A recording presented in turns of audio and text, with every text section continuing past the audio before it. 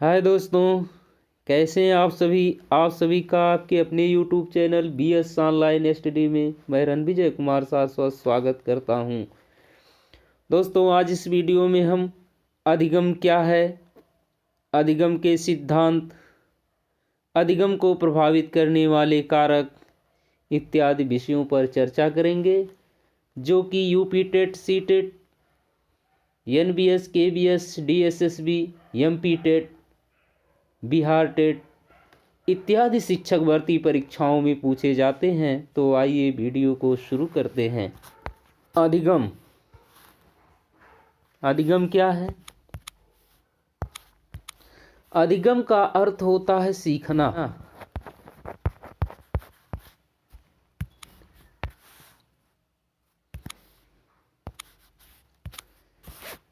किसी व्यवहार को सीखकर व्यवहार में जो परिवर्तन आता है उसे ही अधिगम कहा जाता है। अधिगम से ज्ञान तो मिलता है, इससे नई आदतों और आवृत्तियों का भी निर्माण होता है। यह आवृत्ति का अर्थ है कि किसी व्यक्ति या वस्तु के बारे में हमारा सकारात्मक या नकारात्मक दृष्टिकोण या भाव। क्या है? आवृत्ति का अर्थ है कि किसी व्यक्ति वस्तु के विषय में हमारा सकारात्मक या नकारात्मक दृष्टिकोण या भाव ही क्या है? आवृत्ति है। जैसे हमने अपने परिवार से यह सीखा है कि मांसाहार पाप है। मांसाहार क्या है? पाप है। इस ज्ञान के कारण मांसाहार के प्रति हमारा नकारात्मक दृष्टिकोण बन जाएगा। यही हमारी आवृत्ति है। अधिगम के संबंध में निम्नलिखित मनोवैज्ञानिकों ने अपनी परिभाषाएं दी हैं। तो देखिए, क्रो एंड क्रो के अनुसार क्रो एंड क्रो ने क्या परिभाषा दिए हैं? आदतों, ज्ञान तथा आवृत्तियों का अर्जन ही अधिगम है। अधिगम माने सीखना। अधिगम का अर्थ क्या है? सीखना है।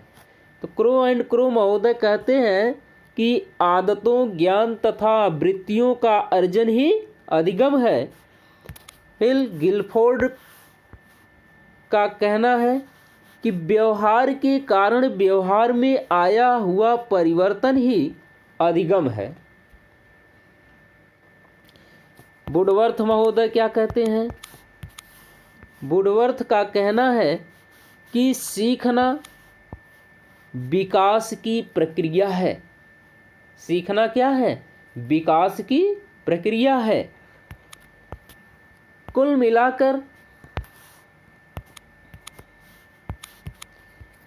मिलाकर अधिगम व्यवहार में परिवर्तन है। अधिगम ज्ञान, नया ज्ञान है। अधिगम आवृत्तियों का अर्जन है। अधिगम आदतों का सीखना है। अधिगम नए ज्ञान के आधार पर पुराने ज्ञान में सुधार करना है। पुराने ज्ञान के आधार पर नए ज्ञान को सीखना है। यही क्या है? अधिगम है। अभी आपने पढ़ा अधिगम क्या है। तो अधिगम, कुल मिलाकर अधिगम व्यवहार में परिवर्तन है, नया ज्ञान है, आवृत्तियों का अर्जन है, आदतों का सीखना, नए ज्ञान के आधार पर पुराने ज्ञान में सुधार तथा पुराने ज्ञान के आधार पर नए ज्ञान में सुधार। यही सीखना ही क्या है? अधिगम है। अधिगम की विशेषताएं देखिए। अधिगम की क्या विशेषताएं हैं?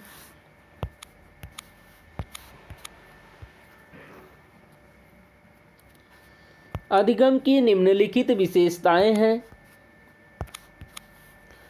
अधिगम निरंतर चलने वाली प्रक्रिया है।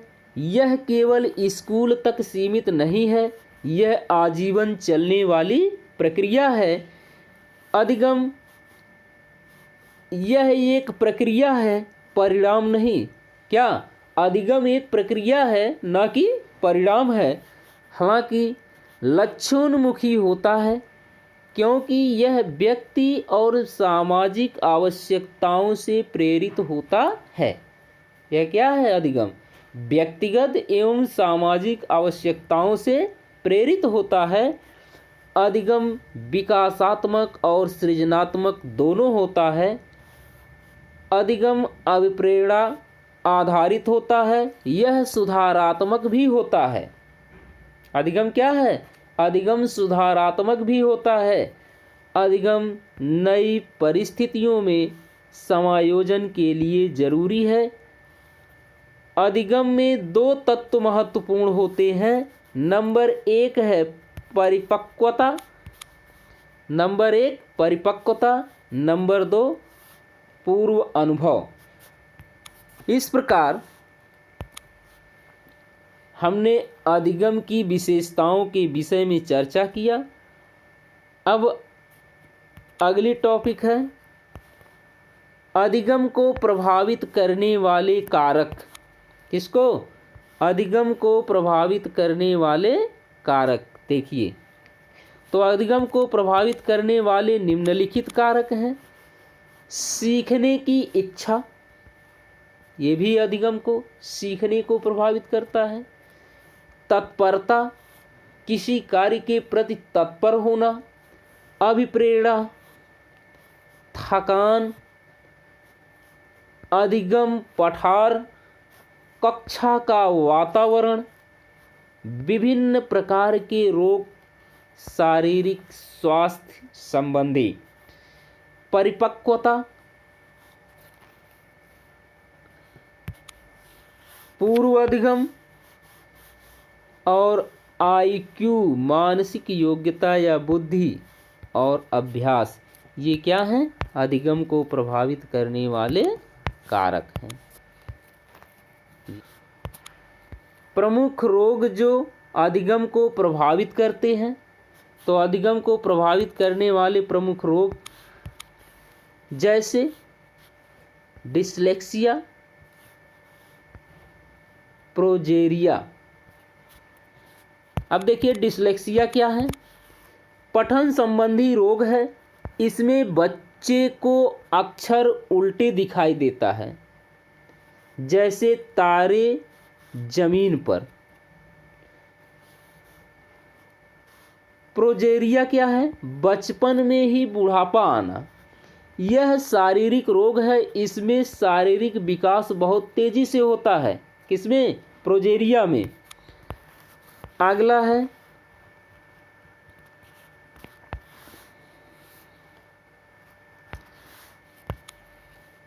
मायोपिया, मंगोलिक प्रबुद्धता या बेवकूफता।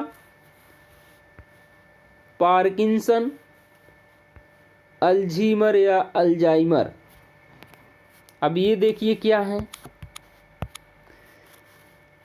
मायोपिया, यह निकट दृष्टि दोष है। यह एक आनुवंशिक रोग भी है। कौन? मायोपिया, यह एक निकट दृष्टि दोष है और यह आनुवंशिक रोग भी है।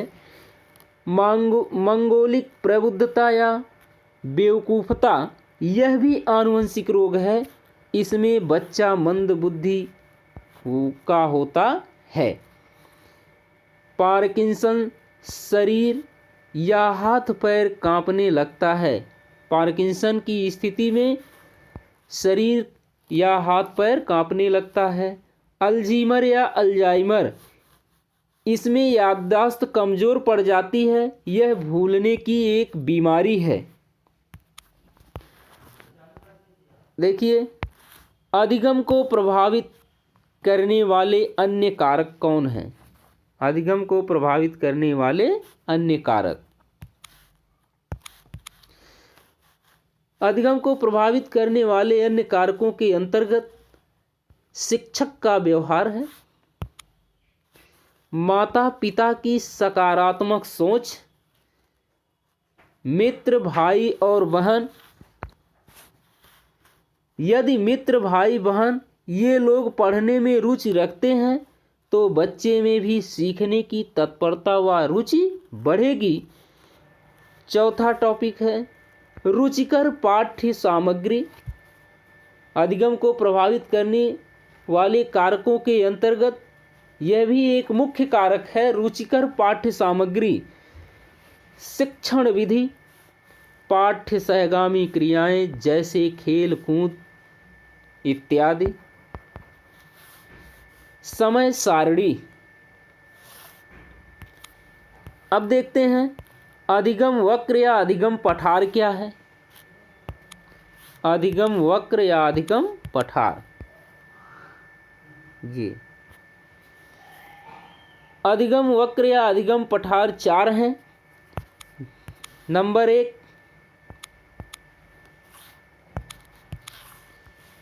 देखिए समान निष्पादन वक्र। अब इसमें क्या होता है, आप देखिए अधिगम की मात्रा है, अभ्यास और प्रयास है। अभ्यास या प्रयास है।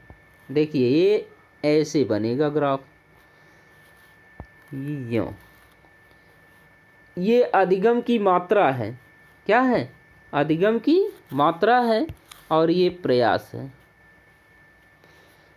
अधिगम यों, अब देखिए यहाँ से ऐसे चला यों, फिर यहाँ से, फिर जितने अधिगम की मात्रा बढ़ेगी उतने प्रयास हमारा भी बढ़ेगा। देखिए जैसे अभ्यास की मात्रा बढ़ती जा रही है वैसे ही अधिगम की भी मात्रा समान दर से बढ़ती जा रही है। तो हम जितना ही अधिगम की मात्रा को बढ़ाएंगे हमारा प्रयास, हमारा अभ्यास भी उतना ही बढ़ेगा। अगला है घटता निष्पादन वक्र। अब देखिए घटता निष्पादन वक्र क्या है। इसमें अधिगम है, ये देखिए अधिगम की मात्रा हो गई ये, और ये हो गया अभ्यास। तो अब हम यहां से जैसे शुरू किए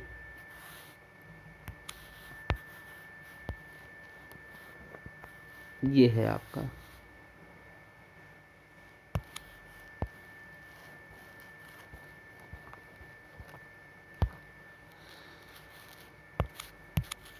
ये है आपका अधिगम की मात्रा और अवयव अभ्यास हो गया। देखें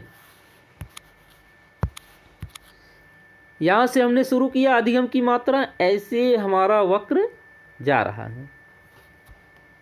ठीक है, तो कह रहा है कि घटता निष्पादन वक्र। तो घटता निष्पादन वक्र क्या है? शुरुआत में तत्परता इत्यादि के कारण अधिगम तेजी से होता है, लेकिन थकान या प्रतिकूल वातावरण के कारण अधिगम की मात्रा घटती जाती है। यह उत्तल लेंस टाइप का वक्र होता है। कैसा? उत्तल लेंस टाइप का वक्र होता है। अगला देखिए बढ़ता निष्पादन वक्र। बढ़ता निष्पादन वक्र क्या है? बढ़ते निष्पादन वक्र, इसमें बताया गया कि वक्र से स्पष्ट है कि शुरुआत में अभिप्रेरणा, रुचि, तत्परता इत्यादि की कमी के कारण अधिगम धीमा हो रहा है, लेकिन बाद में प्रेरणा या अभिप्रेरित शिक्षण के कारण अधिगम में तेजी आ रही है। अतः यह अवतल टाइप का वक्र है। कैसा? अवतल टाइप का वक्र है। देखिए ये है आपका वक्र। ठीक है, अब इसमें ये हो गया अधिगम की मात्रा और ये हो गया आपका अभ्यास। अब यहां शुरू करते हैं।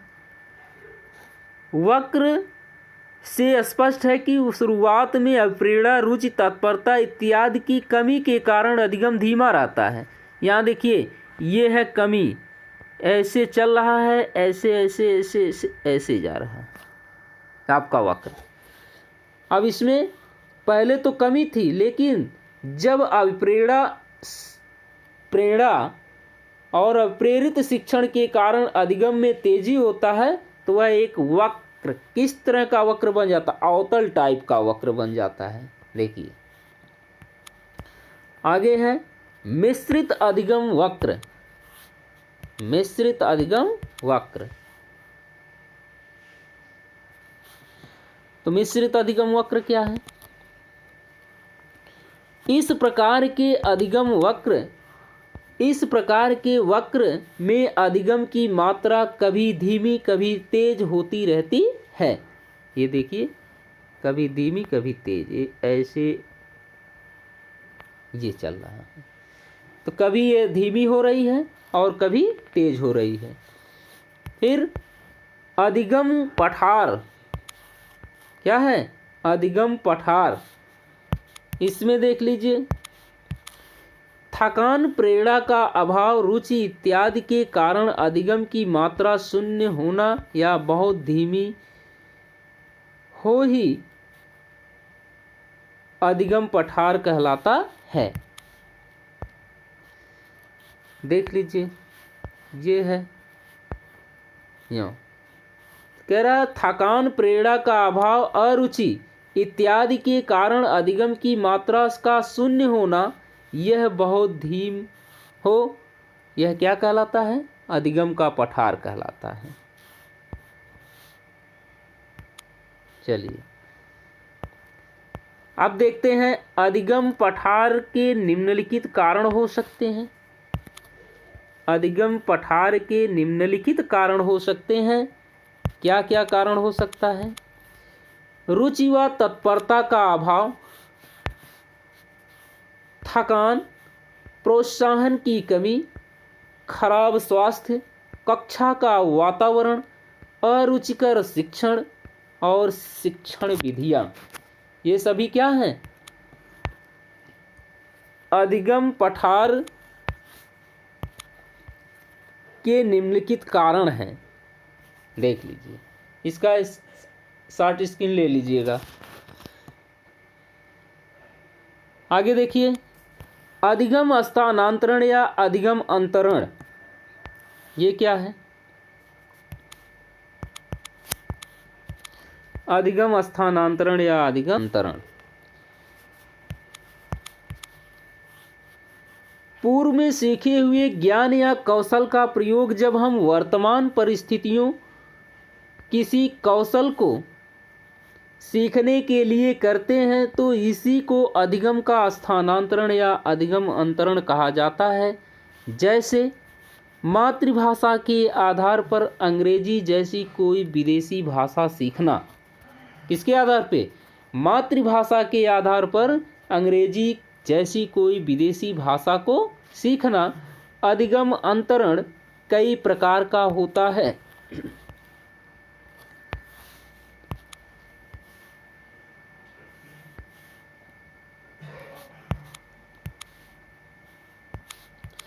जब सकारात्मक अधिगम अंतरण, जब एक विषय का ज्ञान दूसरे विषय के ज्ञान को सीखने में सहायक हो, इसे ही सकारात्मक अधिगम अंतरण कहते हैं।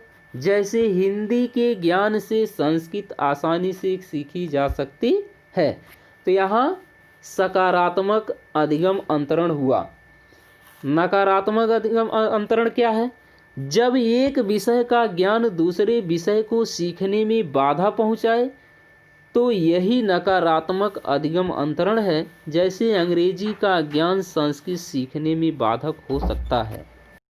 शून्य अधिगम अंतरण, क्षैतिज अधिगम अंतरण, जब पूर्व का ज्ञान दूसरे या नए ज्ञान को सीखने में न तो सहायक हो या न साधक हो, न ही बाधक हो, यही शून्य अधिगम अंतरण है। जैसे वेटिंग का ज्ञान, बैटिंग का ज्ञान या बैटिंग करने का ज्ञान गेंदबाजी करने सीखने में न साधक है न ही बाधक है। यही शून्य अधिगम अंतरण है। क्षैतिज अधिगम अंतरण क्या है? जब पहले के ज्ञान का प्रयोग उसी तरह की परिस्थितियों में किसी तरह के ज्ञान को सीखने के लिए करते हैं तो उसे ही क्षैतिज अंतरण कहा जाता है। जैसे गणित में सीखा गया जोड़, घटाना, गुणा इत्यादि का प्रयोग हम दैनिक जीवन में हिसाब किताब करने के लिए करते हैं। अगला है ऊर्ध्व अधिगम अंतरण। ऊर्ध्व अधिगम अंतरण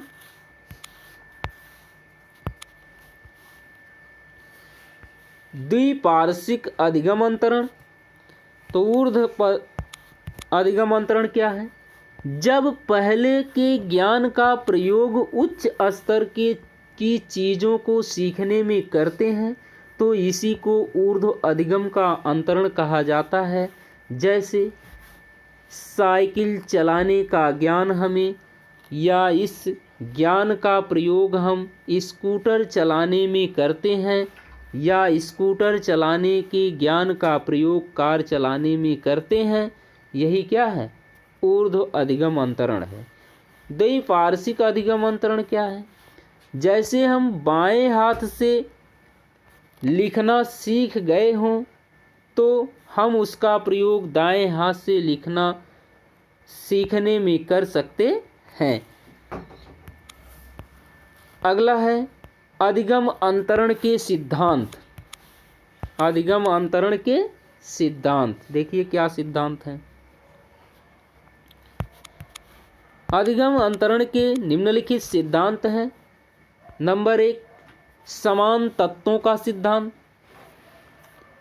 इसके संबंध में थार्डाइक का कहना है कि यदि दो विषयों में कुछ तत्वों की समानता है तो एक विषय का ज्ञान दूसरे विषय के ज्ञान को सीखने में सहायक होगा।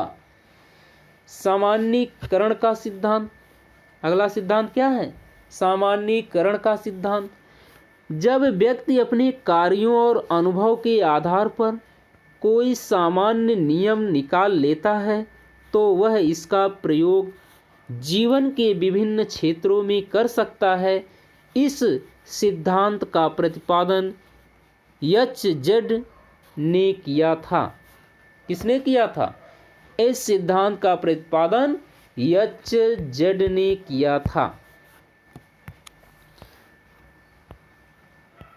आगे देखिए द्वितात्विक सिद्धांत। मूल्यों के अभिज्ञान का सिद्धांत, अवयववादी सिद्धांत। द्वितात्विक क्या है? स्पीयरमैन का कहना है कि बुद्धि दो प्रकार की होती है, एक सामान्य बुद्धि, एक विशेष बुद्धि। हमेशा सामान्य बुद्धि का ही अंतरण होता है। मूल्यों के अभिज्ञान का सिद्धांत। बागले महोदय के अनुसार व्यक्ति के उन मूल्यों या वृत्तियों का ही अंतरण होता है जो उसने अपने व्यक्तित्व में आत्मसात कर लिया है। अवयववादी सिद्धांत। इसके संबंध में कोहलर, कोफका जैसे मनोवैज्ञानिकों का कहना है कि व्यक्ति नई परिस्थितियों में उसी ज्ञान का अंतरण कर पाता है जिस ज्ञान को संपूर्णता में उसने आत्मसात किया है। तो इस प्रकार से दोस्तों, यदि वीडियो पसंद आई हो तो वीडियो को लाइक, शेयर और चैनल को सब्सक्राइब करें तथा घंटी वाली बटन को अवश्य दबाएं, जिससे कि वीडियो की अगली नोटिफिकेशन आप सभी को मिलती रहे। जय हिंद, जय भारत।